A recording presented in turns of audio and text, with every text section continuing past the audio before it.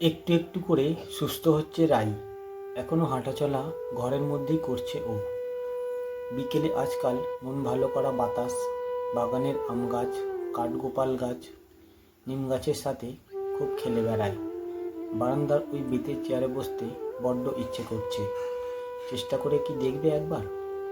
যদি মাথাটা ঘুরে যায়, যদি আবার ব্যালেন্স রাখতে না পারে, আবারও আঘাত পায়, তবু সাহসটা তো করতে হবে। চায়ের কাপ দুটো নিয়ে তথাগত চলে এসেছে বারান্দায়। বলো ভালো লাগছে রাইয়ের এখন। পাখিরা ডাকছে, যার যার আপনজনের ঘরে ফেরার আনন্দে। তথাগতের বাঁ হাত রাইয়ের হাতের ওপর, নিশ্চিন্ত করছে সঙ্গীকে।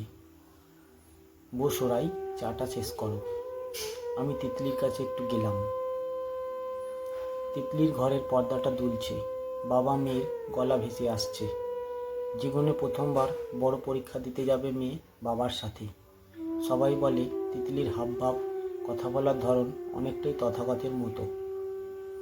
হ্যাঁ, তাই তিতলি তথাগত আর রাইয়ের সন্তান। কোনো জায়গা নেই এখানে শুভর। সেই শারীরিক অত্যাচারের চিহ্ন হয়তো আর রাইয়ের শরীরে নেই, কিন্তু সেই আঘাতের ব্যথা আর 6টা বছরের মানসিক অত্যাচার, না, সেটা তো এই জীবনে কোনোদিনও ভুলবে না। 5 বছরের তিতলিকে নিয়ে যখন মার কাছে চলে আসে রাই, মেয়ে ঘুমের মধ্যে শিউরে উঠত সেই ভয়ের স্মৃতিতে। প্রাণ ভরে আমের মুকুলের গন্ধ নেয় রাই।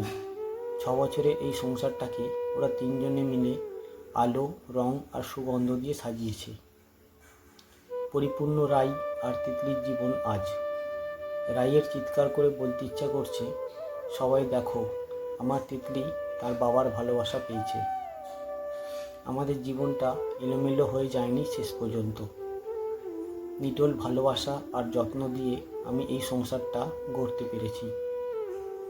শুভ দেখো, তোমার মেয়ে পুরোপুরি তোমাকে অস্বীকার করে তথাগতের হাত ধরে নিজের জীবন শুরু করে দিয়েছে। চোখের কোণে জল, মুছে ওঠা রাই। কাঁধে একটা হাতের চাপ, রাইয়ের বহু চেনা ভালো লাগার পরশ এটা। থুতনিটা নামায় ও সেই নির্ভরযোগ্য পুরুষের হাতের পাতার ওপর। মনে মনে বলে, আমি এটাই চেয়েছিলাম, এইটুকুই চেয়েছিলাম।